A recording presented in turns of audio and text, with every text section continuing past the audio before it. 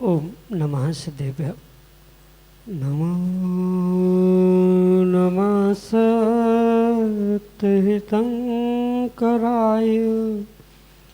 वीराय भव्याम्बुजभास्कराय अनंतलोकाय सुरार्चिताय देवादिदेवाय नमो जिनाय देवादिदेवाय नमो जिनाय। पंच परमेष्टि भगवान की परम पूज्य आचार्य भगवंत गुरुवर विशुद्ध सागर जी मुनि महाराज की परम पूज्य मुनि श्री सुप्रभ सागर जी महाराज की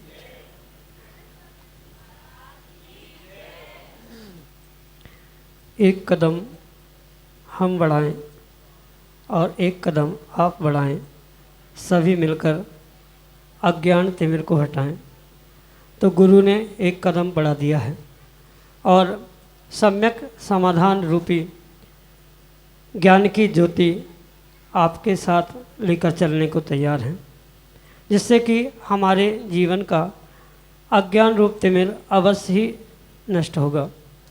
अब पुरुषार्थ आपका बाकी है कि आप भी पुरुषार्थ करें और अपने मन के विकल्प को, जो आपके मन में अज्ञान रूपी तिमिर व्याप्त है, उस विकल्प को समीचीनता प्रदान करते हुए उसको गुरु तक प्रेषित करने का पुरुषार्थ करें, क्योंकि परम पूज्य आचार्य भगवंत गुरुवर विशुद्ध सागर जी महाराज के मंगल शुभाशीष से परम पूज्य मुनि श्री सुप्रभ सागर जी महाराज आपको सम्यक ज्ञान रूपी ज्योति ज्योतित करने के लिए समीचीन विकल्पों का सम्यक समाधान रूपी अनूठी विधा प्रदान कर रहे हैं। तो आप भी थोड़ा पुरुषार्थ करें और अपना समीचीन विकल्प भेजते हुए मुनिश्री से उसका सम्यक रूप से समाधान आगम के परिप्रेक्ष्य में प्राप्त करने का पुरुषार्थ करें। प्रारंभ करते हैं आज का सम्यक समाधान। और आज के पहले विकल्प के लिए आरा बिहार से श्रीमती रूपाली जैन महाराज श्री के चरणों में बारंबार नमोस्तु निवेदित करते हुए अपना समीचीन प्रश्न कर रहे हैं कि महाराज श्री लब्धियाँ 5 होती हैं अथवा 9। हमारे समीचीन विकल्प का सम्यक समाधान करने की अनुकंपा करें। नमोस्तु महाराज जी, नमोस्तु। ओम नमः सिद्धम।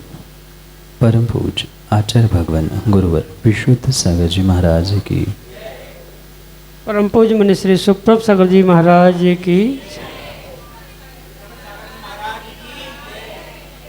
लब्धनाम लब्धि, यानी जहाँ प्राप्ति है उसे लब्धि के रूप में स्वीकार किया जाता और अनेक अपेक्षाओं से अनेक प्रकार से उन लब्धियों को आगम में आचार्य भगवंतों ने प्रस्थापित करने का या समझाने का प्रयास किया। जैसे सम्यक प्राप्ति के लिए जो लब्धियों की आवश्यकता है वह भिन्न है। जो इंद्रियों को 2 प्रकारों से समझाया जाता है, उस समय पर भावेंद्रियों को समझाते हुए बताने जाने वाली लब्धि भिन्न है। पुनः जो क्षयोक्षमिक भावों के निमित्त से जब दान आदि को ग्रहण किया जाता है, वहाँ की 5 लब्धियाँ भिन्न हैं। तो वह लब्धियाँ कहने के लिए एक समान होने पर भी, शब्द समान होने पर भी, जहाँ जिस आवश्यकता से, जिस प्रयोजन से उसे कहा जा रहा है, वैसे ही उसके भेदों को भी वहाँ समझने की आवश्यकता है। सम्यक प्राप्ति के लिए जो लब्धियां कही है, करण लब्धि, क्षयोक्षम लब्धि, प्रायोग लब्धि आदि, ये संख्या में 5 ही लब्धियां हैं, किसी प्रकार से वे 9 नहीं हैं। पुनः दो क्षयोक्षमिक भाव के निमित्त से लब्धियां कही, दान, लाभ, भोग, उपभोग और वीर्य, ये 5 लब्धियां भी वहाँ पर 5 ही संख्या में कही है। पुनः जो भावेंद्रिय के रूप समझाते समय लब्धुपयोग भावेंद्रिय में कहा है, वहाँ लब्धि भी एक ही प्रकार की प्राप्ति के रूप में ग्रहण की जाती है।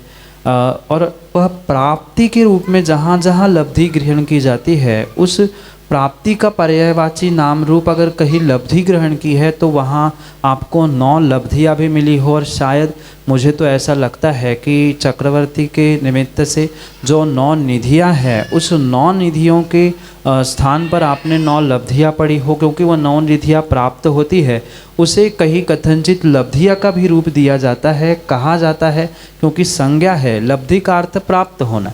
तो 9 निधियाँ उन्होंने प्राप्त की तो 9 लब्धियाँ उसे प्रकट हो गई, ये भी वहाँ कहीं आपने पढ़ा होगा, इसलिए उस अपेक्षा से वो 9 लब्धियाँ होती है। पर सामान्य रूप से मुख्यतः से जहाँ लब्धियों का व्याख्यान प्राप्त होता है सम्यक लब्धि सम्यक प्राप्ति के लिए, तो वहाँ पर करण, क्षयोक्षम, प्रायोग्य और देशना, इन लब्धियों के साथ ही, इन 5 लब्धियों के साथ ही सम्यक की प्राप्ति होना संभव होती है।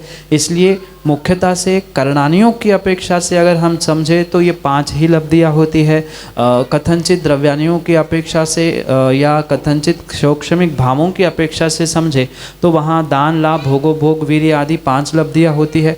और किसी किसी चक्रवर्ती के निमित्त से जो 14 रत्न और 9 निधियों के रूप में प्राप्ति को स्वीकार किया जाता है, तो वहाँ उन 9 निधियों को 9 लब्धि के रूप में भी कहा गया है कहीं कहीं। तो ये दोनों का भेद समझते हुए वहाँ स्पष्ट समझना होगा प्रयोजन क्या है, किस अपेक्षा से लब्धि का कथन हो रहा है, किस अपेक्षा से उसे प्राप्त ग्रहण करने योग्य रूप स्वीकार किया, बिल्कुल उसी प्रकार से उसका व्याख्यान समझना होगा। पर हमारे अभी तक पूर्ण रूप से आगम के पढ़ने में, स्वाध्याय में वह 5 ही लब्धियों का व्याख्यान हमने पढ़ा है। कथनचित अगर 9 लब्धियाँ आपने कहीं पढ़ी है तो वह 9 निधियाँ जो चक्रवर्ती ने प्राप्त की उस अपेक्षा से हो सकती है, पर 5 लब्धियाँ सम्यक प्राप्ति के लिए आवश्यक होती है। करण लब्धि, देशना लब्धि आदि, उनका ही मुख्यतः से व्याख्यान आगम ग्रंथों में करणानि योग आदि में प्राप्त होता है। यही आपके लिए सम्यक समझ। श्रीमती मंजू जैन पाटोदी, डालीगंज, लखनऊ, उत्तर प्रदेश से अगले समीचीन में विकल्प करें। नमोस्तु गुरुवर, नमोस्तु गुरुवर। गुरु, मेरा एक प्रश्न है कि क्या नारियल का पानी हरे में आता है? माँ, आगम के परिप्रेक्ष्य में विशेष करके चरणानियों के अपेक्षा से हरि त्याग आदि में जो हरी सब्जी, फल या सामग्री ग्रहण की जाती है, वहाँ विशेष बात ये ध्यान रखने योग्य है कि हरी से मतलब मात्र हरे रंग की वस्तु को ही हरी या हरे में ग्रहण नहीं किया जाता। वहाँ हरे या हरी का अभिप्राय गीले से है, मतलब ताज़े सब्जी, ताज़े फल, ताज़े सामग्री से वहाँ हरी या हरे इस शब्द को अभिप्रेत किया गया है। अगर मात्र हरे का हरे रंग से ही, ग्रीन कलर से ही संबंध होता तो बनाना बाहर से पीला है, अंदर से सफ़ेद है, तो वो तो हरी में कभी आ ही नहीं सकता। जो कच्चा केला है वो ही बस बाहर से हरा है, फिर वो छिलका निकल जाए, अंदर तो सफ़ेद ही है, तो वो तो हरी में आना ही नहीं चाहिए। ऐसे बहुत सारी सामग्री है, बाहर से मात्र हरी है, अंदर तो उसका रंग ही अलग है, तो वो तो हरी में आना ही नहीं चाहिए। क्योंकि ये बहुत सारे जीवों को विकल्प है कि जैसे अनार है, वो तो कहीं से कहीं हरा होता ही नहीं है, तो वो हरी में आना ही नहीं चाहिए, उसको तो हरी के बिना ही ग्रहण करना चाहिए। तो मुख्य बात ये समझे कि वहाँ हरे रंग से अभिप्राय नहीं है, वहाँ जो ताजी है जिसमें हरी तत्व या सीधी बात है जो वहाँ जीव होने की या जिसे प्रासुक होने के पूर्व की कहा जाता है, द्रव्य कहा जाता है, ऐसे सचित द्रव्य की मुख्यता से ही वहाँ हरे को ग्रहण किया जाता है। जैसे सेवफल है, पका हुआ आम है, ये रंगों से भिन्न भिन्न हैं, पर फिर भी उनकी संख्या हरी में ही आती है। जो गीले है उसे हरी की संज्ञा दी जाती है। जैसे नारियल पानी है, भले ही पानी है, पानी का कोई रंग नहीं होता, पर फिर भी नारियल पानी का पूर्ण रूप से हरे में ही वर्गीकरण होगा, वह सूखे में नहीं होगा। और मात्र डाब का ही नहीं, अपितु नारियल पानी कोई भी हो, जो छोटा सा नारियल है, मतलब जो चढ़ाने वाला भी नारियल होता है, उसको भी फोड़ते हुए अगर उसकी चटनी, उसका पानी भी प्रयोग में लिया है तो वो भी हरे की ही संज्ञा प्राप्त करने वाला है, वह सूखे में नहीं आता। सूखा जो गरी है वह गरी ही सूखी कहलाती है। नारियल जो है वह चाहे बाहर से हरा हो, बाहर से ब्राउन क्यों ना हो, पर वो भी हरी में ही आता है। यही आपके लिए सम्यक समझ। उज्जैन मध्य प्रदेश से देशना बुखारिया अगले समीचीन में कल्प करें। नमोस्तु महाराज जी, मेरा प्रश्न ये है कि जब हम जाप देते हैं तो उसको मन में बोल के देना चाहिए या बोल कर देना चाहिए, और उसका क्या फल मिलेगा? नमोस्तु। यूँ तो जाप करने की बहुत सारी विधियाँ हैं और उन विधियों का अपना अपना फल, अपना अपना कार्य क्षेत्र हुआ करता है। अगर बोलते हुए, मुख खोलते हुए, ज़ोर ज़ोर से उच्चारण करते हुए जाप किया जाता है तो वह जाप बैखरी जाप के रूप में आचार्यों ने कहा। जो उस मंत्र के उच्चारण से ऊर्जा उत्पन्न हो रही है, पुण्य प्राप्त हो रहा है, वह कहीं ना कहीं हम जोर से उच्चारण करने के कारण से वह ऊर्जा, वह एनर्जी सब बिखर जा रही है, और इसीलिए उसका नाम बैखरी रखा है, बिखरने वाली। उसका उतना विशेष फल व्यक्ति को नहीं मिलता, क्योंकि शरीर और वचन पुण्य कार्यों में लगे हैं, इसलिए कुछ तो पुण्य मिलेगा। पर जो पुण्य मुख बंद करते हुए अपने स्वयं के लिए मानसिक जाप करने से या अंतर्जल्प करने से या मध्यमा प्रकार का जाप करने से मिलता है, वो बैखरी यानी उच्चारण करने वाले जाप से नहीं मिलता। उत्कृष्ट विधि तो किसी भी प्रकार से मुख, जिह्वा, हाथ, आँखें कुछ भी ना हिलाते हुए अंतरंग में जो मानसिक जाप चल रहा है वही उत्कृष्ट जाप है, सर्वोत्कृष्ट फल देने वाला है। पर माना कि वो उत्कृष्ट जाप नहीं कर पा रहे हैं तो जो मध्यमा रूपी मध्यम प्रकार जाप करने का कहा है, उस मध्यम प्रकार से जाप किया जा सकता है। मतलब मुख बंद करते हुए, जिह्वा को ना हिलाते हुए अपने आप में अंदर ही अंदर उच्चारण करना, ये भी फल देने वाला है। माना कि वो भी संभव नहीं है तो जिह्वा हिलाते हुए कम से कम मुख बंद करे, हाथ में माला या उंगली चलाते हुए जाप करे। पर जितनी चंचलता कम होगी शरीर की, वचनों की, हाथों की, आँखों की, मन की, उतना ही विशेष फल वहाँ पर प्राप्त होने की संभावना है। इसलिए उत्कृष्ट जाप मानसिक जाप है। बोल के उच्चारण करके फेरने होने वाली जाप उतना फलदायक नहीं हो सकती, इसलिए मुंह बंद करते हुए, जिह्वा कम से कम हिलाते हुए फेरने का प्रयास करें, वही विशेष पुण्य देने वाली हो सकती है। यही आपके लिए सम्यक समझ। अशोक कुमार छावड़ा, त्रिवेणी नगर, लखनऊ, उत्तर प्रदेश से अगले समीचीन में कल्प। नमोस्तु महाराज जी, मेरा प्रश्न ये है महाराज जी, बुराई तलाश करने वाले इंसान की मिसाल उस मक्खी की तरह होती है जो शरीर के खूबसूरत जिस्म को छोड़कर केवल जख्मों पर ही बैठती है। महाराज जी, हम इस बुराई से कैसे बचें? वास्तविकता में हमें बुरों से नहीं अपितु बुराइयों से बचने की आवश्यकता। आज व्यक्ति बुरे इंसानों से, बुरे व्यक्तियों से बचने का, भागने का प्रयास करता है, पर नीतिकारों ने, आचार्य ने यही बात सबके लिए समझाई है कि बुरे व्यक्तियों से भागने की आवश्यकता नहीं है, उनकी बुराइयों से दूर रहते हुए उनकी बुराइयां कैसे कम हो ये प्रयास करने की आवश्यकता है। और माना कि वही बुराई हमारे पास व्यक्तिगत रूप से हमें स्वयं में समझ में आ रही है, तो ये जो बुराई हम में या किसी व्यक्ति में हमें दिख रही है, ये पहले परीक्षा करने की आवश्यकता है। और मैं तो कहता हूँ, अगर दूसरों की किसी प्रकार की बुराई हम खोज रहे हैं तो हमारी भी गिनती उस मक्खियों की जैसी ही हो गई। इसलिए हम प्रयास ये करें कि लाख भी सामने वाले की गलती क्यों ना हो, हजारों बुराई क्यों ना हो, पर उसमें से उसकी एकाध अच्छाई हम खोजने का प्रयास करें। और जहाँ हमें एकाध अच्छाई दिख जाएगी, वही नियम से हमारी दृष्टि बुराइयों से बचते हुए अच्छाइयों को होने की पूर्ण संभावना है। ये आगम का और करनानियों का सिद्धांत है। व्यक्ति की दृष्टि जहाँ होती है, सामने वाले के बारे में वो किस एंगल से देख रहा है, उसके किस गुणों को, दोषों को देख रहा है, बिल्कुल उसका चिंतन, उसके विचार, उसका कर्माश्रव वैसे ही होता है। माना कि कोई व्यक्ति किसी व्यक्ति की बुराई खोज रहा है, बुराइयों को ही कह रहा है, अक्सर दूसरों की बुराई करने में ही उसका समय जाता है, तो नियम से वह पाप का ही आश्रव करता है। ये उसे प्रतिपल समय समझने की और समझाने की भी आवश्यकता है।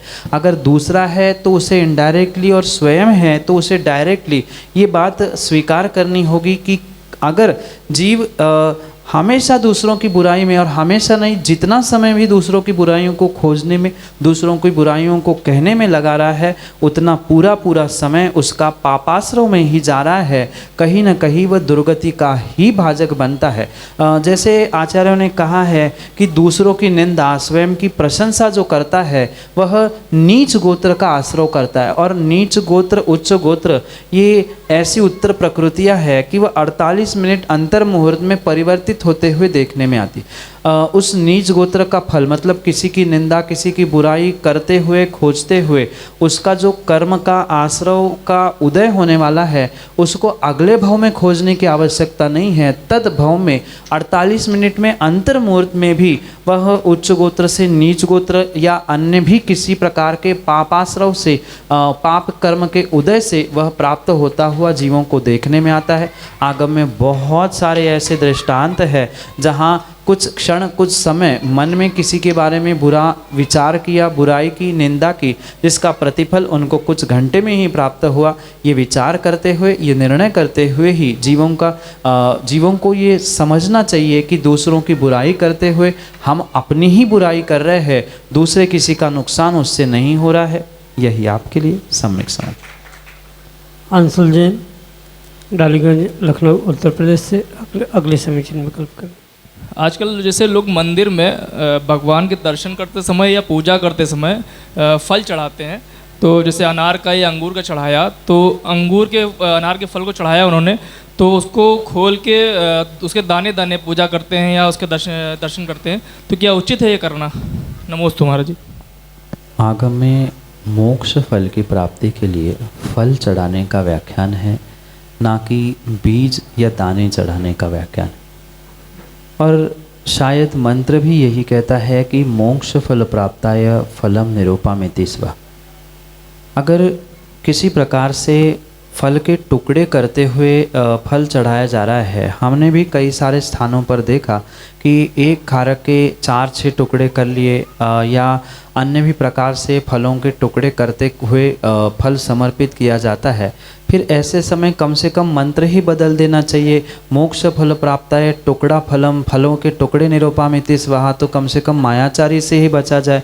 क्योंकि यहाँ तो हम कह रहे हैं मोक्ष फल, और मोक्ष फल मुझे समझ में नहीं आता, वो सड़ी सी बादाम जिसमें से फोड़ने पर धुआं भी नहीं निकलता, ऐसी काष्ठ बादाम चढ़ाते हुए व्यक्ति चाहता है मोक्ष फल प्राप्ताय, वह सड़ी सी बादाम। कहीं वो, जैसे आपने कहा कि आपके मंदिर में अनार के दाने चढ़ते, तो वहाँ कहीं से कहीं तक ये व्यवस्था आगम में लिखी नहीं है।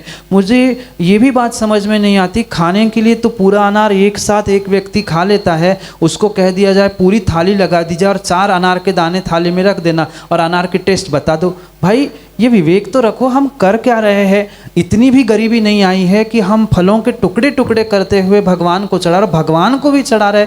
हमारा विशेष वो पात्र है, अतिथि है, और उनके लिए हम 2-4 दाने थाली में रख दे, 2-4 दाने भगवान के सामने चढ़ाए, ये कंजूसी नहीं तो और क्या है? हम चाहते तो भगवान से बहुत कुछ है, कहाँ मोक्ष फल और कहाँ तुम्हारे वो बादाम के टुकड़े या खारक के टुकड़े, कहाँ अनार के बीज चढ़ाना या किसी प्रकार से दाने चढ़ाने रूप मंत्र नहीं है और व्यवस्था भी नहीं है।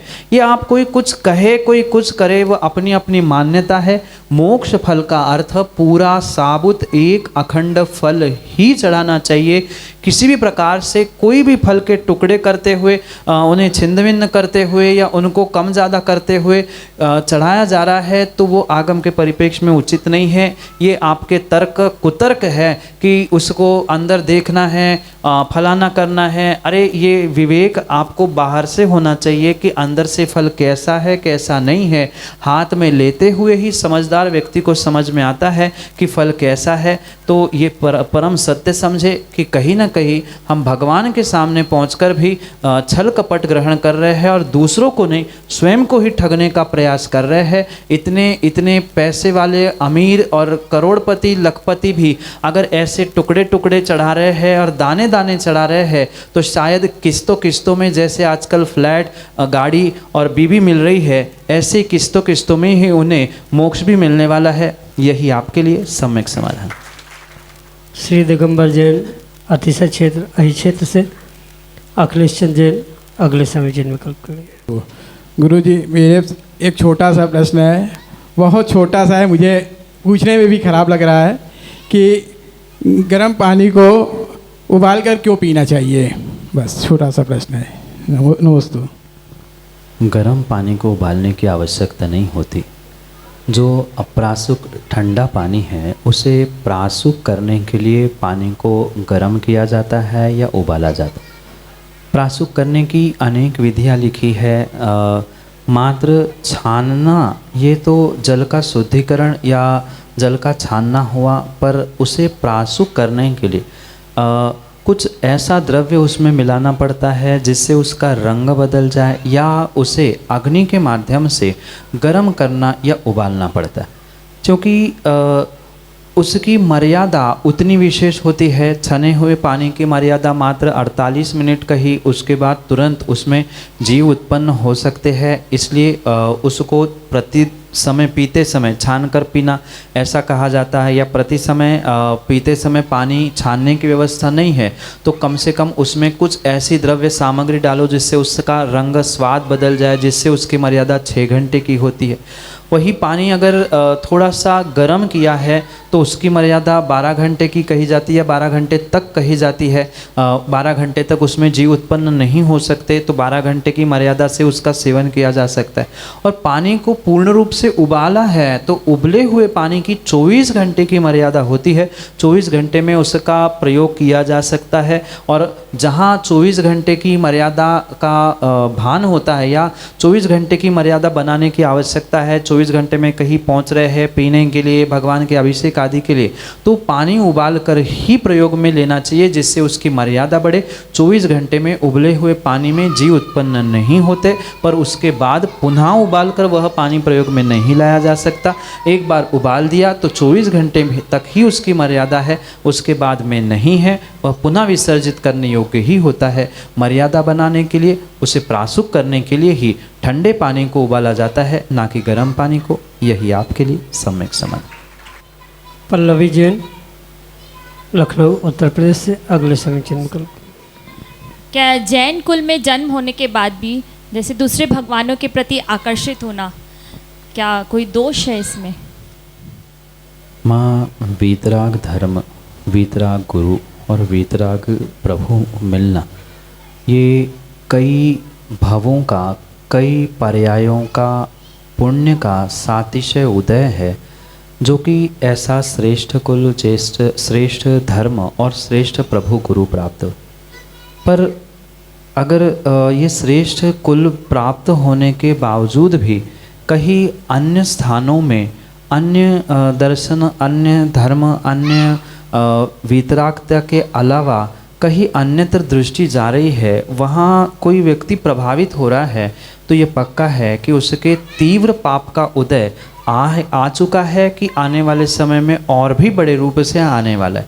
और ये भी सत्य है कि मात्र अकेले ही नहीं, अपितु अगर सामूहिक रूप से ये हो रहा है तो विशेष करके ये पक्का मानना, घर परिवार कुटुंब का कोई ना कोई अहित या कोई ना कोई विपरीत परिस्थिति को उन परिवार को, कुटुंब को सामना अवश्य ही करना पड़ेगा, क्योंकि सातिशय पुण्य से मिले हुए ये जो साधन है, ये जो निमित्त है, उनकी कीमत ना होते हुए, उनसे प्रभावित ना होते हुए कहीं अन्यत्र व्यक्ति प्रभावित हो रहा है। अगर आगम की ही भाषा में कहे तो उसका अभी सम्यक प्राप्त ही नहीं हुआ, या प्राप्त हुआ था वह सम्यक छोड़कर कहीं ना कहीं मिथ्यात् से प्रभावित हो रहा है।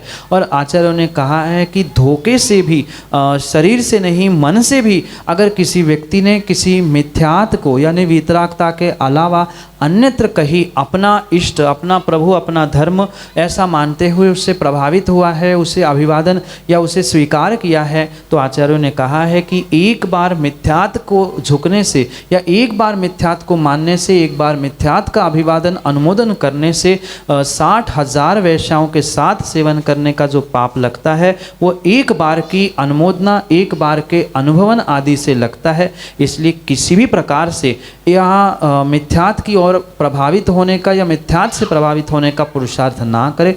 माना कि कुछ अंशों में भाव बन भी रहे हैं तो अपने मन को, अपने आप को पुनः वीतरागता से जोड़ने का, वीतराग धर्म से जोड़ने का प्रयास करे, क्योंकि सातिशय पुण्य के अभाव में वीतराग धर्म मिलना संभव नहीं है और सातिशय पाप के उदय से ही ये वीतराग धर्म मिलने पर अन्य स्थानों में मिथ्यात आदि में प्रभावित होने के भाव हो रहे हैं। यही आपके लिए सम्यक समझ।